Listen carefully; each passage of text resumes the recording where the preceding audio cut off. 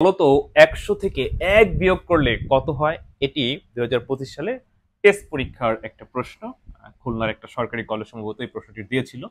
আমি এখন তোমাদের এটি বুঝাবো, এমনভাবে বুঝাবো যে এরকম হুবহু না আসলে যেন তোমরা পারো। আর তোমরা কিন্তু চাইলে শেষ মুহূর্তে রিভিশন ব্যাচ আমার কাছে ভর্তি দিতে পারো, আমার এই হোয়াটসঅ্যাপ নম্বরে এসএমএস দিও। আচ্ছা দেখো, 100 থেকে 1 বিয়োগ হেক্সাডেসিমাল আমি 1 মিনিটে বুঝাই দিচ্ছি। যে 100 থেকে 1 বিয়োগ অনেকে মনে করবে যে এটা আমার সঠিক উত্তর 99। তোমরা একটু কমেন্টে জানাও তো আমি করার আগে কোনটা হবে সঠিক। 100 থেকে 99 মানে 100 থেকে 1 বিয়োগ করলে কত হয়? হেক্সাডেসিমাল আছে, তোমার কিন্তু হেক্সাডেসিমালে বিয়োগ করতে হবে, অর্থাৎ 100 থেকে 1 বিয়োগ দাও। আমরা জানি বিয়োগের সময় তিনটি কথা মনে রাখতে হয়। যদি বিয়োগের সময় উপরে ছোট হয়, বেস সাপোর্ট দেয়, তাহলে আমরা বলবো এক আছে কত হইলে 16 হবে। অনেকে বলে এক আছে কত হলে 10, না, সবসময় এক আছে কত হলে 10 বলা যাবে না, যেহেতু এখানে বেস 16, তাহলে বলবো এক আছে কত হলে 16 হবে। 15 লেখা যায় না, 15 মানে এফ। যখন এই বেস উপরে সাপোর্ট দেয় তখন হাতে এক হয়, ঘটনাক্রমে আবার নিচে এক, উপরে শূন্য, উপরে শূন্য ছোট হয়ে গেল।